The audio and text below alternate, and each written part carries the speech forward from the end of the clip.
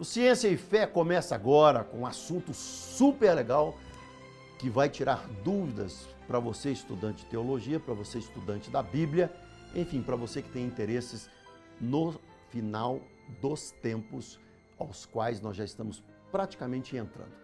Apocalipse para você no Ciência e Fé.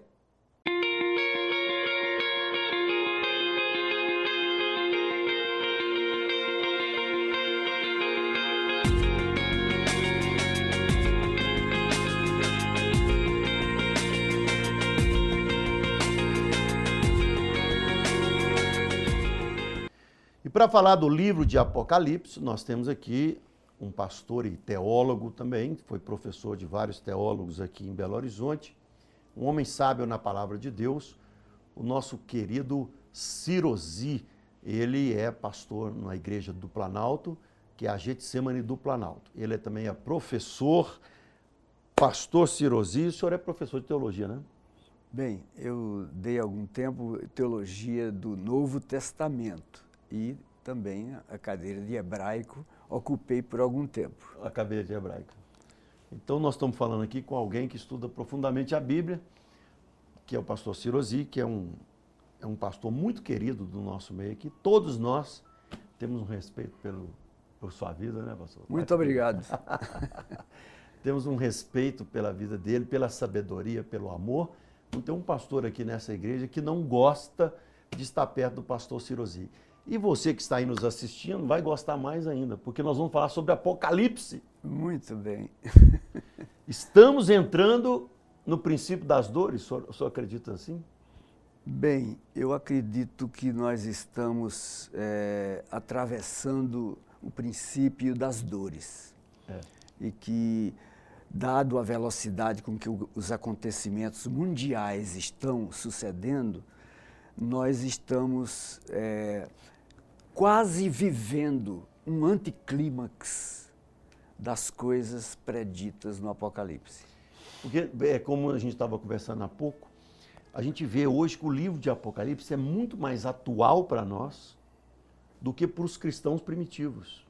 Né? Perfeitamente. Ele é muito mais familiar na sua linguagem para nós hoje, no século XXI, e final do século XX, do que o era para nossos pais e avós dos séculos XVII, XVIII e XIX.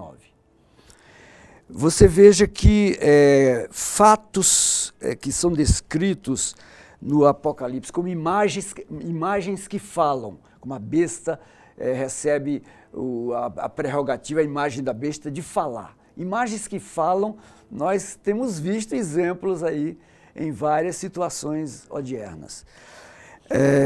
Fazer descer fogo do céu é um fenômeno que a gente tem visto também em diversas situações, não só reais como virtuais.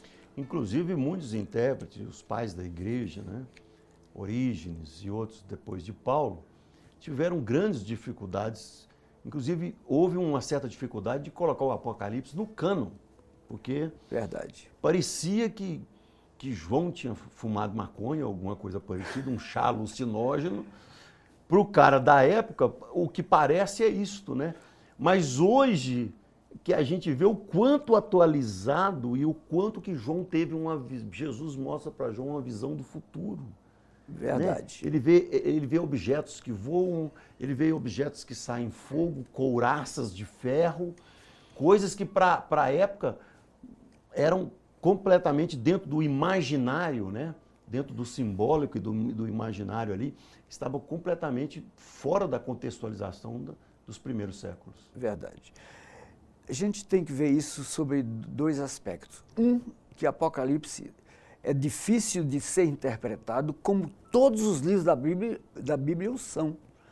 O próprio apóstolo Pedro, na sua segunda carta, admitiu que as Escrituras de Paulo, né, têm uma dificuldade de interpretação. Como é que você vai trazer acontecimentos do primeiro século para a nossa realidade atual? Uma língua diferente, o grego koiné, que era um grego popular, não era o grego clássico.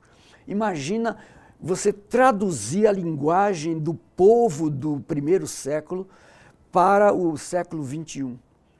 Então, a dificuldade linguística, a dificuldade, o abismo cultural torna as escrituras de difícil interpretação. Porém, é difícil, mas não é impossível. As próprias escrituras nos dão chaves de interpretação. Assim acontece com o Apocalipse.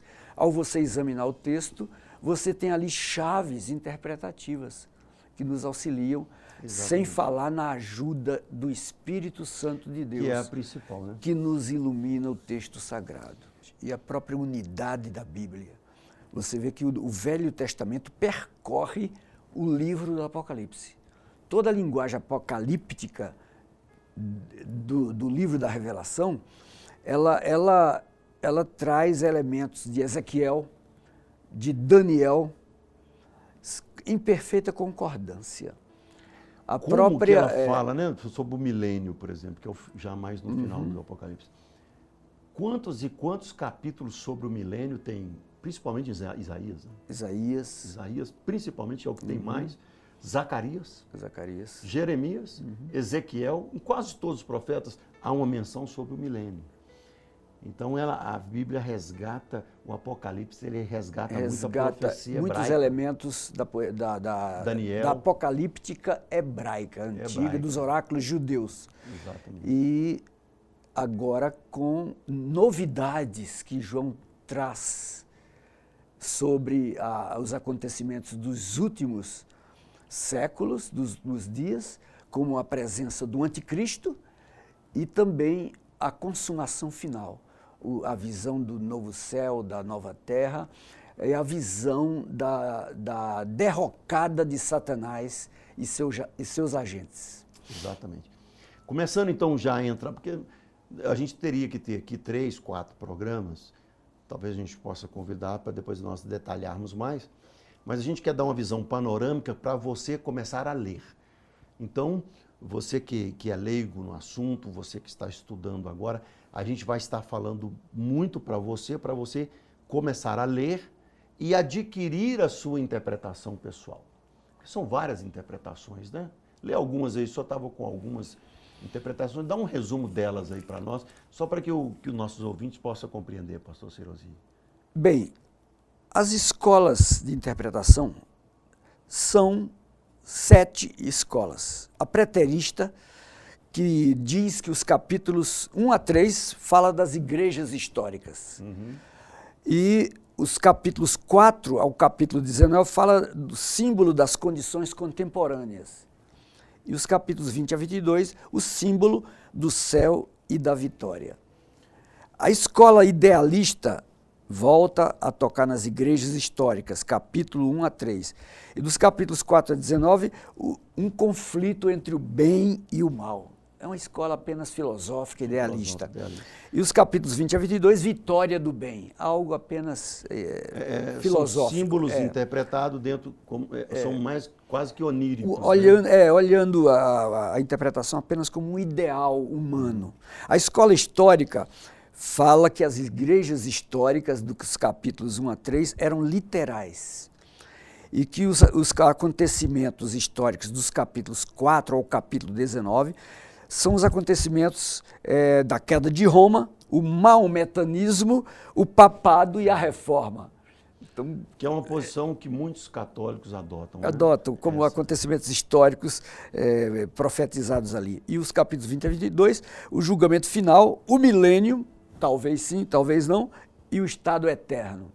A escola futurista fala que as 7 igrejas do capítulos 1 a 3 são 7 fases da história da igreja. E que os acontecimentos do capítulo 4 ao capítulo 19 falam da tribulação futura, castigos concentrados sobre uma igreja apóstata, que quer dizer uma igreja desviada, não é? E um anticristo, vinda de Cristo. E os capítulos 20 a 22, o reino milenial e o julgamento dos mortos, ímpios e o estado eterno. Essa é a interpretação futurística. Né, que é a que quase todos os evangélicos adotam. Né? Adotam. Geralmente há uma mistura das escolas. Elementos de várias escolas entram aqui e ali. A gente vai estar dentro mais dessa interpretação, porque hoje nós temos aí uma gama nós temos apenas alguns, ou na maioria, alguns intérpretes presbiterianos que adotam uma outra posição, né?